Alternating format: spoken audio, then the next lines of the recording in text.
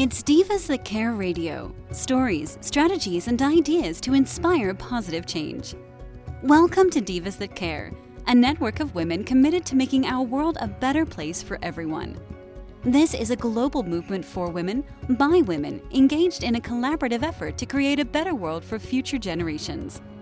To find out more about the movement, visit divasthatcare.com after the show. Right now, though, stay tuned for another jolt of inspiration. Hello to all. Welcome to Divas That Care Network. I am Joyce Benning, and I will be your host for this invigorating, robust lifestyle show. I want to thank each one of our listeners that have tuned in live today and the ones that will be listening to the recording on the podcast. I am just so very grateful for each and every one of you. And you are all in for a very, very special show today, as I have with me my amazing returning diva, Nancy Lee Gearson. And her and I are going to chat about horses as life coaching partners, and this is part 2. So if you happen to miss part 1, go back on the podcast and listen to when Nancy and I chatted about it in January. So Nancy, could you please introduce yourself to our listeners today? I will, Joyce. Let me first say that I continue to be honored to be invited back to the Divas That Care podcast. I have a bit of a robust lifestyle, and I'm also an author. You've read my book, The Horse Who Changed My Life, My Serendipitous Journey Through Equus. I think that's how we ended up coming together. And there's so many different ways to talk about the relationship between horses and humans, and so I'm happy to contribute my piece of that beautiful, beautiful puzzle. Oh, I love that. I absolutely love that because, yes, the journey between a horse and a human, it is incredible. Every part of it. I love it, and I love to hear how others share about it also on their journey and their spiritual journey with their horse and themselves. So, Nancy, I am just going to kind of let you take off where you would like to. We talked about so much in January about the horses as life coaching partners, and to me, they are they're my life partner. Be it coaching, be it whatever, they are truly my life partner. Yeah, that's true. And thank you for giving me, I see the pun coming. Thank you for giving me free rein and allowing me to be at liberty. So there's another one. Okay, a couple of equine puns out of the way. Yeah, I almost don't even like to think of agendas when you and I are going to get together. And that's part of my training as an equine gestalt coach. Gestalting things, finishing the unfinished business sometimes means you just go with the flow and you don't have to pay strict attention to an agenda in a coaching session. So I kind of feel that way when you and I get together. I do have a general idea what I want to talk about today, but we'll also see where it goes. So, I was going to say with your permission, but you've already graciously given it to me, so we're just going to go for it. So we've talked about having partners in your horses for the healing work, healing for yourself, healing for others. It occurs to me, and I really didn't know I was going to frame it this way until, maybe 20 seconds ago. I thought we would talk about how it is that we offer healing to our horses, even if they are our healing horses, and sometimes, especially if they're doing the healing work, sometimes horses can take on some of that charge from human clients. They need to be helped to release things as well, as a matter of fact. Some horses really can be helped greatly in their own journey towards greater healing. So I thought maybe I would spend a little time talking about my one particular horse, Cherokee. He's the horse who changed my life. He's the literary muse, my heart's muse, my life's muse. He's quite everything to me. Still have him with me after a dozen years or so. So there have been different ways that he's been offered healing. So I thought I would share a couple of those. Many years into having him, after bonding very deeply, very quickly, I was able to put my hands all over him. He wasn't a super effusive horse, still isn't. He shows his affection in quiet ways. And I was able to put my hands, though, all over him. At some point, a few years into having life together with him, he very much didn't want me going near the left side of his neck or face or head or ears. And nothing untoward had happened. I had a trainer friend, Bill Pelkey at the time. At some point, I really was no longer riding my horses. That wasn't really the deepest part of my journey with them and isn't to this day. So Bill became more of a close friend, but at the time he was also my trainer. He agreed nothing odd had happened to Cherokee that he could think of, and it just, Cherokee didn't want anybody to come around. That's why I say anybody. It was mainly me and my trainer, Bill. There weren't too many other people around my horses, but he didn't want either of us to go near that left side. So one day I had Cherokee in the round pen. I was going to do some groundwork. At the time, I was still doing groundwork with my horses. And my instinct suddenly was not to do groundwork, but to just stand quietly with him. He was still experiencing that period with the left side of his head. Ultimately, there was a second period like that, and never again since, many years later. But that was during that first period. I was perplexed. So something told me that day to just stand quietly, and then it came to me to go over to him, and I just really was not even thinking. I was feeling my way through it, Joyce. I put my, standing at his left side, I put my right hand outside of the forbidden zone, more like around his withers and parts lower. And I just was moved to ask out loud. I asked him 3 times, can you let go of the past? Can you let go of the past? Can you let go of the past? Yeah, it just occurred to me to do that. And after a while, his head continued to face forward. He didn't spook away from me as I moved my hand somewhat up closer towards the bottom of his left neck, a little bit closer up, nowhere near his face. But at some point, his left eye, the only one I could see, it didn't look especially soft, but it also didn't look panicked.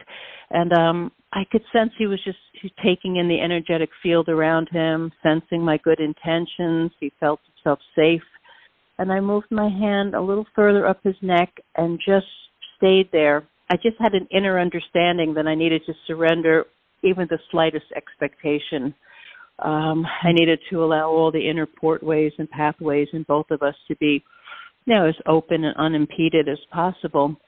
And, the air felt very thick with potential. And I took a moment to acknowledge that and reconnected to how my hand felt on his neck. Just that's almost like feeling the space between my hand and his neck, like the air cushion between. And I knew without claiming it in some prideful way, when you talk about these things, it can sound prideful, but truly I just knew myself to be an instrument of healing, about as objectively as you can say that. And I just had faith in that. And at some point he dropped his head and neck all the way down low. And I have to tell you, in the 12 years that I'm blessed to have him with me, he's not a horse that does that. He's just, in his most relaxed states, he'll cock the legs, the tail will look good, the eye will be soft, but at the same time, he's not a horse that really drops his head low a whole lot. He's always been the lead horse of my small herd, a very passive, gentle leader, but that could be part of it. But anyway, that day, that moment, he dropped his head down and stayed that way, which was really remarkable. So I knew that a healing had taken place. Well, a few days later, my trainer, Bill, came by. Cherokee was more relaxed about the left side, but not fully. So I stepped away and observed from a distance. I wanted to give Bill space with my horse. It's the same mothering style I have with my children over the years when they were with adults with whom I had great trust. I didn't feel the need to, have to be part of the conversation all the time. I would kind of keep my energy field quiet.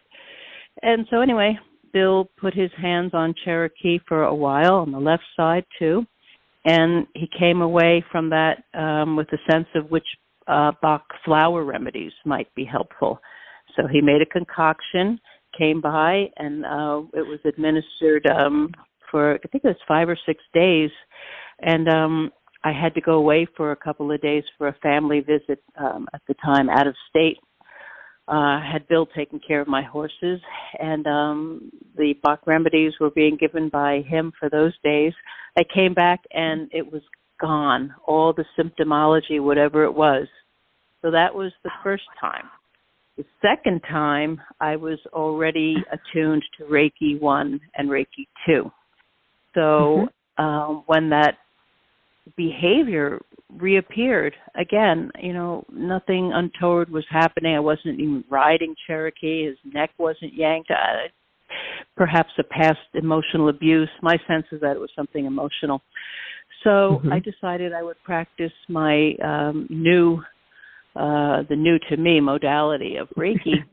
And that was interesting. So I stood there and I invoked Reiki. As my trainer had taught me, I invoked Reiki, committing to doing so without ego, expectation, or personality. That was the Reiki training that I was given. And then I put my hands up in the air, and I stood at his left side and just stood there quietly, facing my hands towards the left side of his face. I came to understand later that some animals, including horses, like you to be a little further away than I was. But in my, novitiate state, I was pretty close to him. I was maybe a foot or so away from him. Perhaps could have been further away, but it worked out all right because I had treats in my pocket intentionally. And I knew he wanted these treats. So at one point, my hands were facing the left side of his head, and at one point he started to lick and chew. And you probably know this, Joyce. Some people consider that a sign of relaxation. I happen to subscribe to that school of thought. Other people think it's because the horse is mulling things over, contemplating whether a request that's being made feels safe and right to them. There could have been some of that going on. He could have been assessing whether this Reiki energy felt right. Could have been a little bit of both. In any event, he was licking and chewing, and at one point, it was crazy. His eyeball, his left eye, rotated around towards me. I mean, I've never been that close up to it. A horse's big brown eye just rotating around, soft, and then it rotated back straight ahead. And I just, tried my best to just keep out of my head. It wasn't even trying. It was actually, I was under grace at that point, and I just acknowledged how miraculous it all felt. And then at some point, he decided to lower his head to the treats in my pocket, and in doing so, my left hand grazed his left ear, which is kind of what I was, that was my general thought when I had the treats in the pocket. I thought it'd be nice if he would, sort of come close to my left hand. I didn't realize it would be grazing. And it continued that way for quite a while. And afterwards, this is also interesting, after that session ended, Cherokee chose to stay in his run. It was an outdoor run, like a 10 by 30 structure. He chose to stay there while the other two horses went out to one of the pastures. And that was extraordinary because he was the lead horse, and they were all very close And he stayed there for quite a while. Even into the evening, he stayed at a distance by himself. I think he was integrating the healing. That is my heart. That is my heart knowledge. I think that's what was happening. So I guess I'm going to pause here. I guess where this theme is going is that the eclectic nature of my own embodiment. Different forms of meditation, and I'm a pretty eclectic person. So theme of our talk today is that there are very many different ways to offer healing to your animals. To your human beings too, but this is about our beloved horses. Oh, I just loved it. That was just incredibly beautiful. I mean, it just touched my heart. I got chills so many times as you were Thank you. talking about in different ways how you asked him to let go of the past, because so many times I feel people do not relate to the horse, that they have a past, and sometimes these memories come back to them. And it totally resonates with me how you said he wouldn't let you touch that left side, and how he got softer by you recognizing that he needed some healing too. He needed to heal on the inside from things that had happened in his past, and how you opened the pathways together, and then in how he dropped his head in that first session, and then when you did the Reiki on him, I loved how you said you go with no ego, no personality, no expectations. You just go to be in the present moment with the horse is what I was feeling, and just helping him to heal, helping the horse to heal in whatever way you can. And I loved how you said he stayed in his run all day. To me, that said so much, because my first thought was he needed time to finish the healing process, because he wasn't ready yet, is how I heard it and how I would have felt it, because my horses are all like that too. I mean, they want to get out, they want to be together, and if one stays behind, I would think something's wrong, or like when you'd just gone through that, you knew that what he was doing was healing. Oh, that was just beautiful, because I so feel that our horses need healing to give them healing, just like they help us heal from so many things. We need to return it back to them, because like my horses, one of them is the only one I've had since it was 4 years old, and the others, I know one came from an abusive situation, and he still has signs of it at sometimes, and just lots of love and patience has brought him to the point where he's still not the big lover that my other horse is, and that's just his nature, and that's fine. But when he gives that love, it's incredible, because it's just, he's a big, powerful horse, and he just has so much of a different way about him, and I really feel that he is still healing. He thanks me many times for having the patience with him, and I thank him for having the patience with me. So it goes back and forth together, how you can heal together. Oh, I absolutely loved how you shared all of that healing that you did with Cherokee. That was absolutely beautiful. And how is he now? Does he still have times where he's not real fond of being touched on the left side, or has that pretty much faded away? Or yeah, those were two very definite episodes, and I was just thinking of something funny. I'm interrupting myself. I'll finish the answer though. It's an easy answer to give. That was it. Those two episodes were it. I could go a few different directions, but I'm chuckling because the most recent horse that I've adopted, his name is Choco. In fact, as my book was it was already at the printers. It was already, I self-published it but I used Ingram Spark for distribution and printing, and I literally had it with them already, and I had to add Choco to the dedication page. It cost me another $100 or $200 for the template to be redone on my dedication page, but Choco was part of my family at that point, just a few weeks in, but I knew I would regret how every time I looked at my book, I would feel that wincing, that emotional wince. It would be distressing to me not to see his name on the dedication page. Anyway, where I'm going with that is that the first several months that I had Choco, I just realized this. He didn't want me to go anywhere near his left ear. Oh my goodness. Joyce, as you know, the audience is hearing me go on a little obnoxiously guffawing myself away here. It's just startling to me that I hadn't seen this connection. I had to desensitize him about his left ear because, you want to be able to clean every part of your horse's body. If you see a little stalk of hay just inside the ear, your first thought is, oh my gosh, I have to get that out before it goes down the channel. I just have to do that.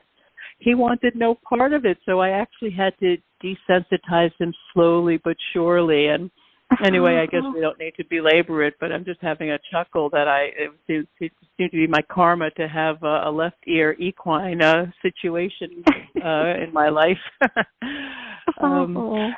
Anyway, I'll circle back to Cherokee. That never happened again, and he's still, there are times when he does go off by himself and he stares out into space and, has a very serious look about him. And I will confess that I tend to worry a little. My default when my animal relatives are doing something out of the ordinary or something that in my human mind could be troublesome, I tend to worry, like, why aren't you doing the same thing you always do? Why aren't you doing what I would consider to be, what a happy horse does? I have to remind myself that he does take himself away sometimes and just stand by himself a little bit. He seems to be a very philosophical fellow, which shouldn't be a surprise that I would have a horse that is philosophically oriented, since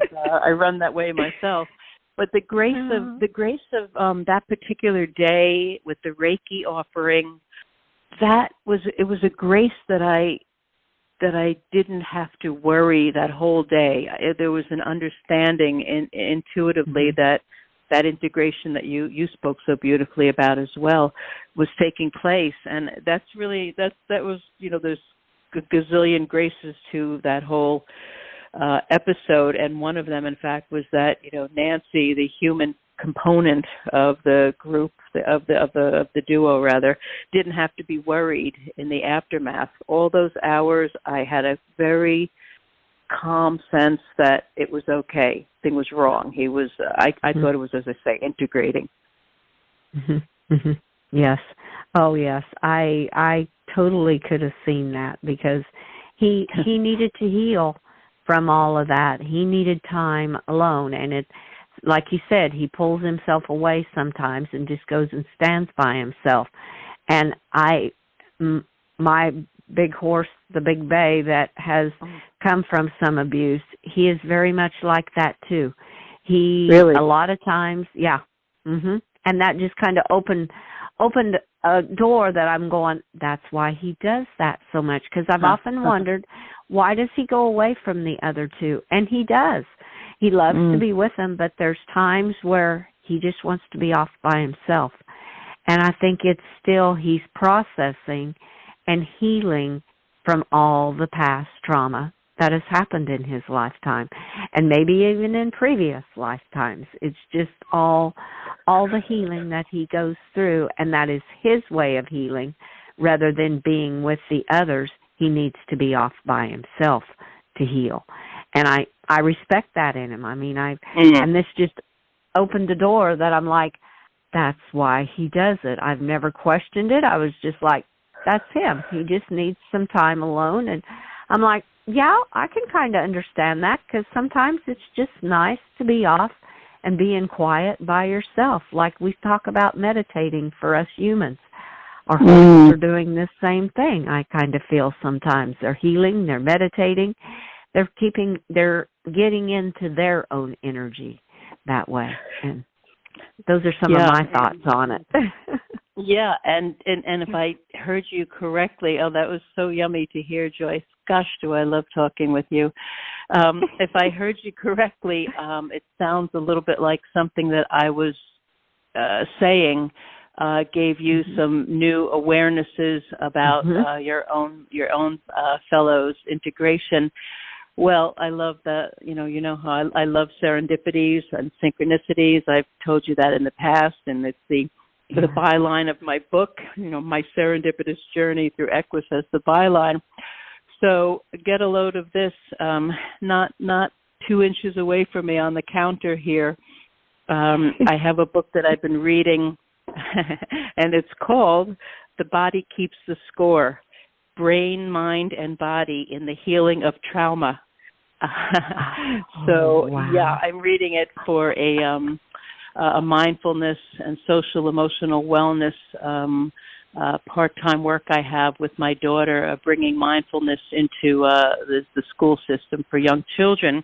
And this is one of the books that I was asked to read. So The Body Keeps the Score. And here you and I are talking about, trauma, staying with the horses in their body, mind, and heart and spirit. And I just happen to be reading this book just right now. So I love me a good synchronicity and a good serendipity. So there we are. Oh, how beautiful. I love it. I love it. Yeah. Oh, Nancy, you and I know we could just talk for hours. I cannot believe that. I feel like we've talked a few minutes and our show is coming to a close, and I'm like, oh my goodness.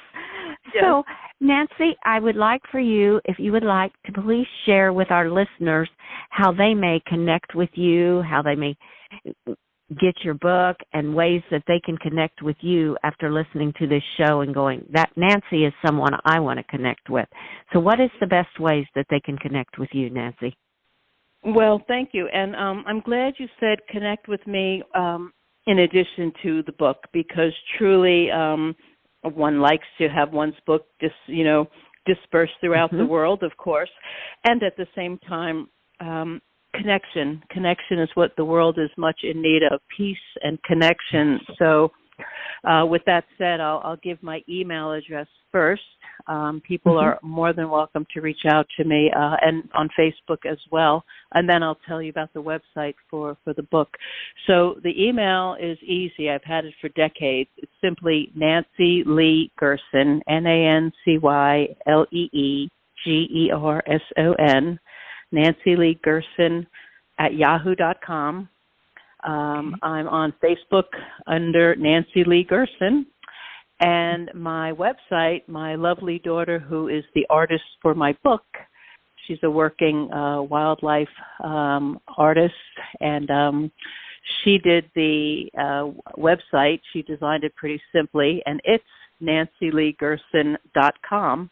My book's available on Amazon and the other online retailers, and at the same time, I love when people buy it right off of the website.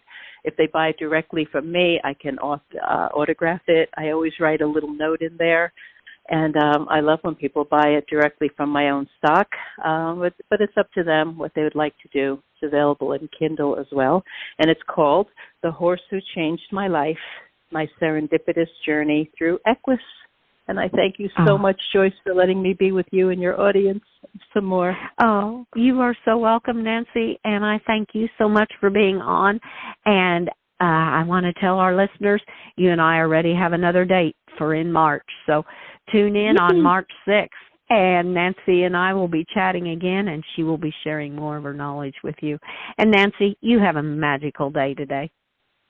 You as well, Joyce, and your listeners. Thank you all. Namaste. Oh, thank you. And I would like to thank all of our listeners for listening to this invigorating show with our amazing diva, Nancy Lee Gerson. Please share this show with your family and friends.